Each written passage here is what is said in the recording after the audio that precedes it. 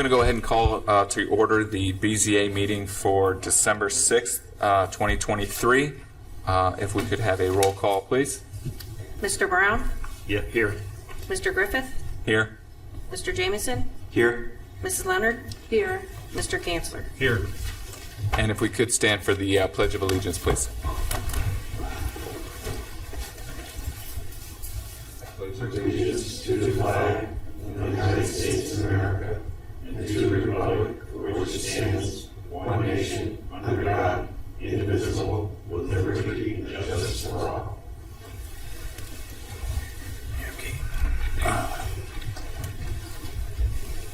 Thank you. I just also like to take a moment to acknowledge those present. We have Council Person Chuck, and then Chuck, I'm sorry, what's the last name? Bonacci. Okay, I'll get that next time. Building Commissioner here, Keith Folks, and the Administrative Assistant, Tina Falconberry. All right. And then all of us are building BZA members. Just to clarify real quick how the Board of Zoning Appeals process is, we are a board review request for variance from the codified ordinances based upon a hardship an individual may not have control over, which prevents them from complying with our local zoning laws.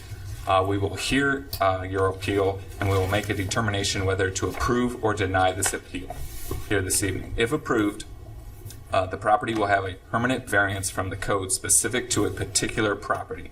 If it is denied, you have the option to appeal to the Court of Common Pleas to hear your case. This meeting will be confirmed by City Council at the next regular meeting. This may require a 60-day waiting period before the building commissioner can approve any permits related to your granted variance. You have the right to be represented by an attorney if you choose so. With that, let's move into, we only have one appeal on our agenda today. Do we have anyone here for the variance requested at Creekside Drive 64? Oh, I'm sorry, that's just the number for appeal number 04-2023. Do we have everybody here? Yeah. Okay, real quick, we're just going to swear everybody in that's going to speak. So if you're going to speak, if you could stand up real quick, put your right hand up for us, and just give us the oath here. Do you hereby swear to affirm that the testimony you're about to give is the truth, the whole truth, and nothing but the truth under the penalty of perjury, so help you God? All right, thank you. So yeah, if anyone wants to come, if you guys want to come on up. Let's see, we just need to state your name into the microphone. Anyone talking, we will have to have you talk into the microphone so we can record for minutes. If you can state your name, address, and nature of the request. Okay.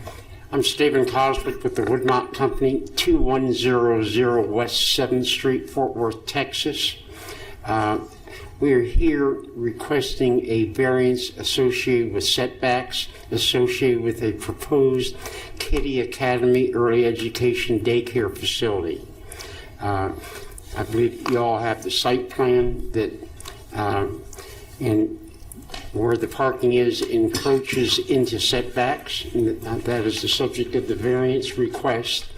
The specific request is precipitated by the fact that, bluntly, this is a very compact site, and that the property on the back side of the property is encumbered with easement, conservation easement, which gives us a very, very small area in which to build.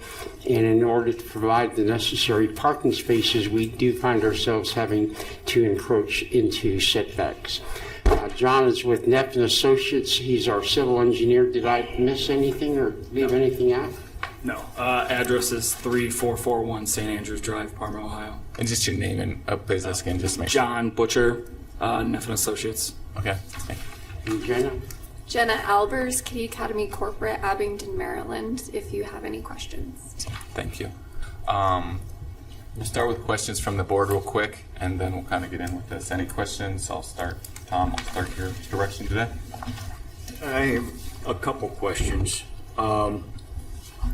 I noticed, I know I'm very familiar with the Brewster's area, and I noticed you have your 6,000 square foot play area, which abuts the alley by Brewster's, and I know they have outdoor eating and smoking areas very close to that. Is there a way, that we could put the playground on the other side of the building and slide it down?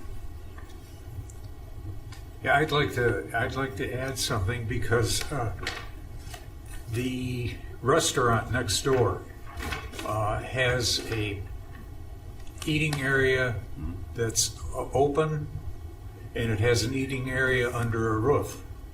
And those are open all the time so that during the good weather, people can enjoy the atmosphere and still have a meal inside with the benefits outside. This play area, from my point of view, may create noise. It may create a lot of activity. I don't know if it's going to stir up dust or anything like that, but any of those things would interfere with the way the business next door has been operated for several years.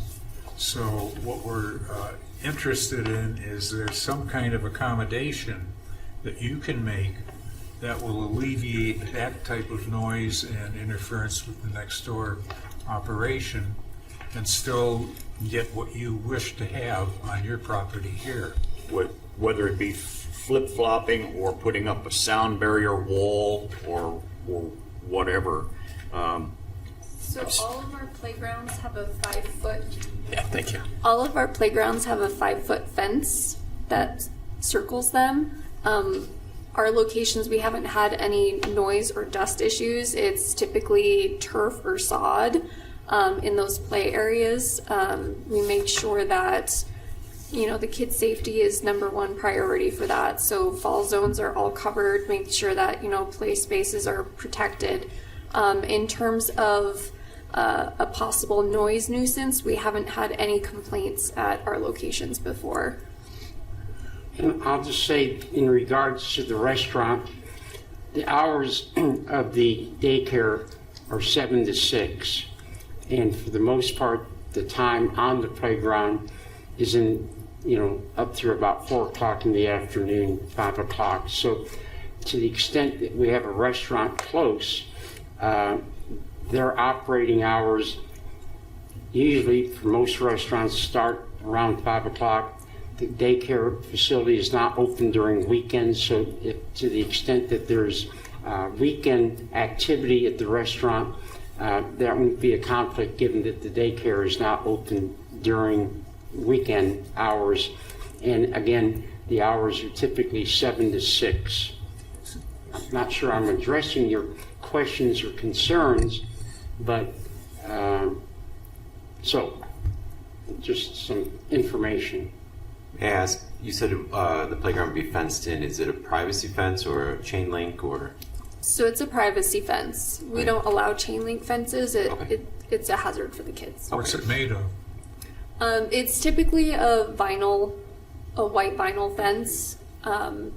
It depending on what the franchisee allows or prefers. It could be a solid fence, and basically it's a 5-foot fence to make sure that no unwanted behavior happens. No one in, no one out. There are bollards around the fence acting as protection where there is traffic adjacent to the fence. So there are bollards that sit between the playground and any drive parking areas, preventing any kind of intrusion from those parking drive areas into the playground. One possibility on the fence, you can, according to code, you can go up to 8 feet with a privacy fence. So that might forego a problem, adding another 3 foot to it. When you abut a commercial or area, you can go up to 8 feet. So that could help any noise or anything of that nature. What's the what I'm length trying to of do. it? No, I'm sorry. What I'm trying to do is just stop any. We've had problems in the past where things have gone through, and it's been too much noise. If we can forego that now, we can maybe satisfy both. If there's any complaint from roosters or whatever. No, go ahead. No, that's okay. Yeah, it's okay. Okay, quick questions in? Yes. Question. Hi, how are you? I have a couple questions. As a mother, I know that peak hours of daycare is typically in the morning and the afternoon. Have you guys considered some type of drop-off through here? And then do you have school-age children that will be coming for like an after-school program and that'll be dropped off by buses or some type of transportation? So we're not planning to have any school-age children at this location. Okay. And as far as the drop-off system, we do not do that with Kitty Academy. We make sure that the parents park and escort their child to check them in with the teacher in the morning, and then again in the evening they park, go in, check out their child, and escort them to the vehicle themselves. We don't do a queuing line. We don't allow any of that. Do you have set pickup times, or is it random? So it's a rolling drop-off pickup system, and that way it accommodates what the parents and families need to accommodate their own schedules. But our peak times are 7 to 9 a.m. for drop-off, and then 4 to 6 in the evening for pickups. And so, on average, how many parents are picking up children at any given one time? So I did submit, I don't know if you guys did a parking study. So at any given time, the most capacity that we would require is 29 stalls. Okay. And that would include staff and parents coming in. We we schedule our staff to accommodate the state requirements for licensing standards, but things ebb and flow as, students, might be sick or whatever, and so, we kind of have a rotating schedule for staff to come in and out. So it's not all staff there at all times. Yeah. And then my last statement, I think, in regards to what these gentlemen raised was the play area interacting with Brewster's. On one hand, I don't really worry so much about the kids making noise, but like the smoke drifting. Mm-hmm. And so I think what they were trying to suggest was like reversing the playground to the other side, on the north side of the daycare, and shifting the daycare down, more so as a way to really look at, just from a planning perspective also in terms of interacting this site with the other sites in the environment, of putting the play area closer to, the other side where it's not close to the street. I understand that you have a fence and the bollards. Mm-hmm. Generally, those are not the most appealing things for the surrounding, but if this ever becomes a walkable area, I would think that the playground on the other side would make more sense. I mean, I've never encountered a situation where kids laughing and playing was a problem, but I think Mike can talk about the site and the orientation and why it's laid out as is. And just so we know, I know Brewster's. You said the hours. Brewster's is actually they do lunch, so they do lunch. They have a good lunch crowds in that area. So that was. So originally we did toy with the idea of having these flipped. I think the issue becomes is that on the southeast corner of the site we have a drainage pond, and at this point it's kind of maxed out from a standpoint of capacity for the pond, and basically us flipping the daycare and the play area is going to put the pond right next to the building, which could cause potential issues with the building foundation. So we kind of didn't go that way. So I think that's kind of where we stand is currently. So.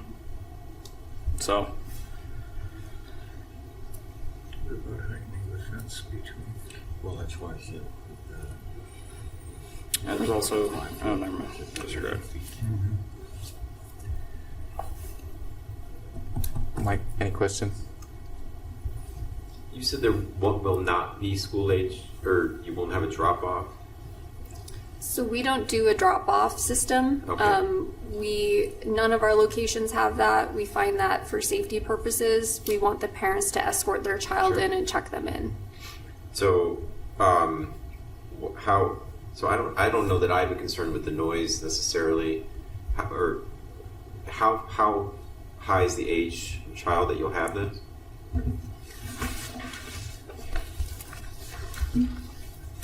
So it looks like our cutoff is 5. Okay. I know as my kids went through daycare, they got pretty loud after 5. But they weren't, but younger than that, it seemed to be okay. But and then what's the capacity then of the playground? So the playground itself, so we do a, basically we do a scheduled time, so that it's a whole classroom going out at the same time. Okay. And we have a morning break and then an afternoon break. And that really depends on how many kids are enrolled at the time. Most of it is budgeted out, but it really depends on, what enrollments we have. And so we try to allow the kids to have a 30-minute break in the morning and a 30-minute break in the afternoon. And then capacity-wise, we base our numbers on licensing standards at the state level for maximum capacity for that age group. Okay. So most of those, I think, are usually maybe there might be 30 kids on the playground. So, our max for infant toddler would be 14 at the same time, so we budgeted about 60 square foot per child. Okay. And then for preschool age, it would be a max of 28 kids. And then again, that would be a 60 square foot per child based on the licensing standards. Okay. I don't really have any You might questions. want to add about the playground is divided up into age categories. It is. So, it's not on the plan itself right here, but each age group is segmented out into the play areas so that you don't have older kids playing with the toddlers. Each of the play areas are designed for that age group so that, infant toddlers are smaller and it's designed for their safety and their education. Thank you.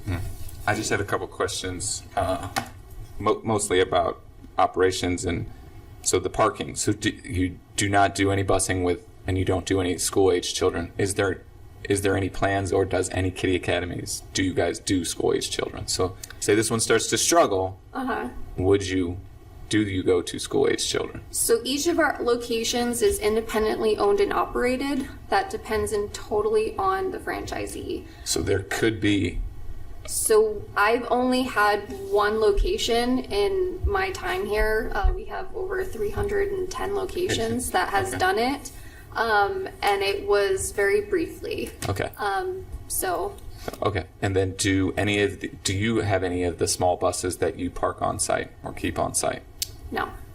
So do any of them go on any field trips during the year? No.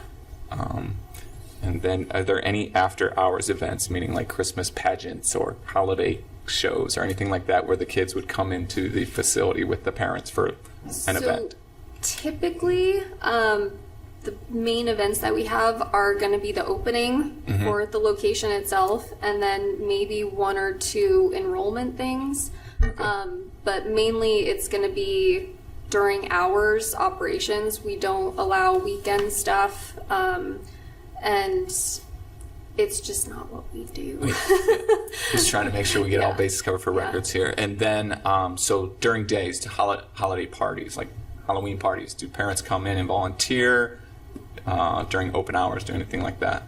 I don't know, because I'm not an operations person. I'm construction. But I'm sure that there's volunteer opportunities that are encouraged. But okay. And then how many classrooms again? I think you did say this. I'm sorry, I didn't write it down. I didn't see it in the notes. So there's going to be 11 classrooms planned for in the building. Okay.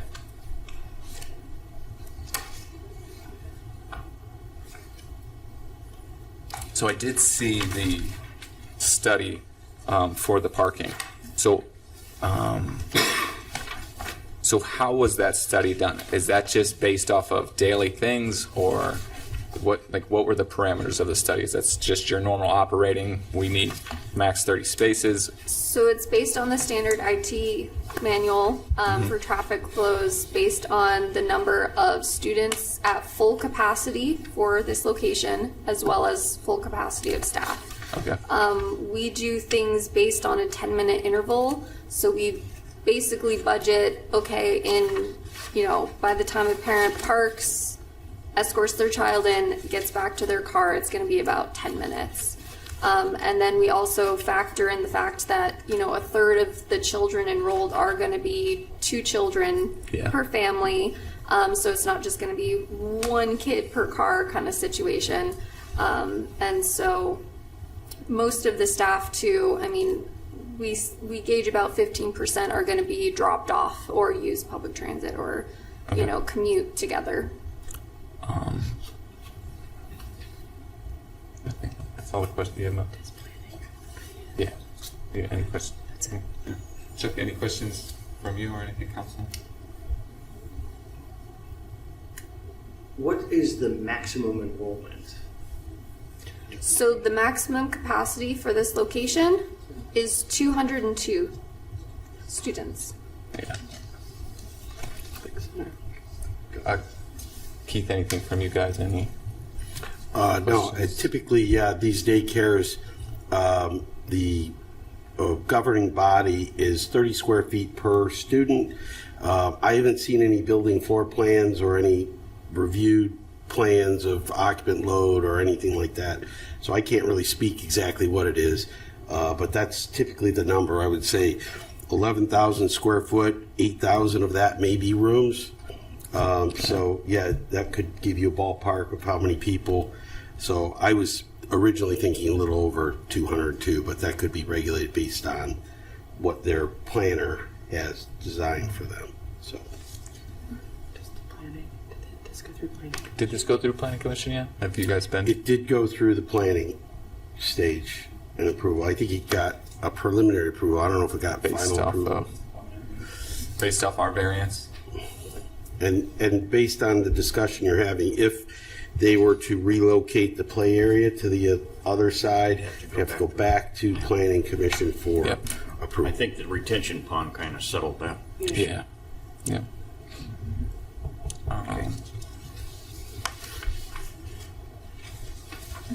Okay, so you're our only variance or only request today. So we'll go ahead and end the work session, and then we'll get into a public meeting, which would allow any public participation. So we'll go ahead and end the work session now at 6:52, and we will roll right into our normal meeting here today.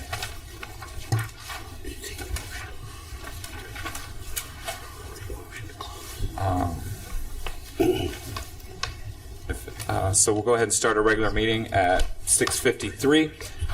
Is there any public participation for that opposes this variance? Seeing none, we'll go ahead and have you guys come back up real quick for the appeal 04-2023. Is there anyone who has any other questions at this time? No. At this time, I will make a motion that we approve variance.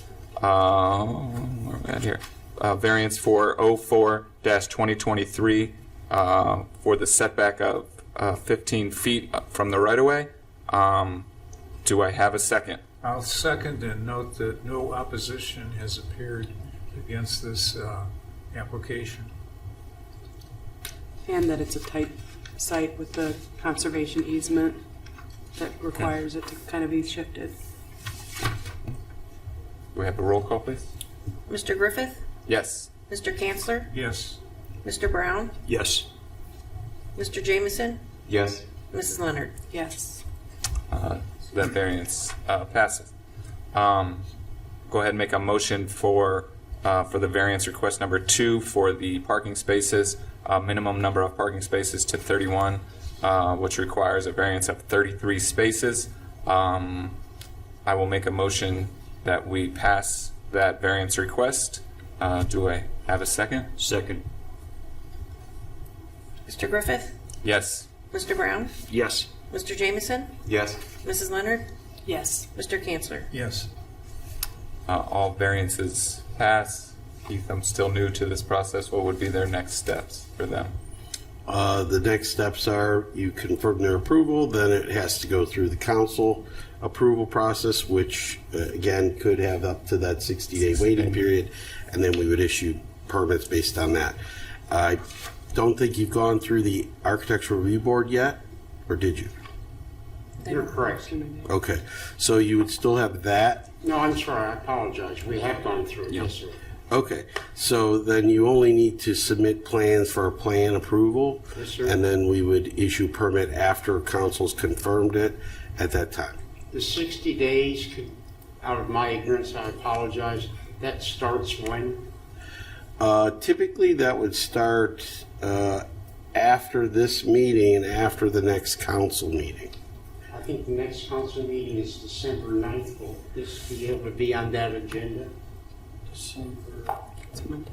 I think it is, yeah, they have three this month, so yeah, I believe it starts then. The council member could bring it up. December 12th is the next council December meeting. 12th, I apologize, I'm sorry. So the 60 days starts today, and at the end of 60 days, assuming city council affirms this decision, then that would allow for permits to be issued, et cetera? Yeah, I think what it says is up to 60 days, because I think it's based on approval and confirmation of council. Once that's confirmed, there's a time period after that. So if it's read next week, I would think it'd be sooner than 60 days. Thank you very much for the consideration. We look forward to being part of your community. Thank you. Thank you. Appreciate your presentation, too. Thank you. I just have a few more things here. Just, do I have a motion to approve the minutes of September 27th, 2023? So moved? Roll call, please. Mr. Brown? Yes. Mr. Griffith? Yes. Mr. Jamieson? Yes. Ms. Leonard? Yes. Mr. Kanzler? Yes. No communications from me. Councilman, any communications from you? Anything? Well, I'm privileged to be here and to learn about zoning approvals and variances, and I appreciate the professionalism and the knowledge that this particular commission has. The commitment is amazing. Thank you. We're excited to have you. Congratulations. Heath, anything from you guys? Anything? Nothing from the building department. Anything from anyone? Merry Christmas. Merry Christmas, happy holidays. Happy holidays, happy Hanukkah. New Year, whatever else. Got them all covered. Got them all covered. No absent members, so we can adjourn the meeting here at 6:57. Boy, are you slow.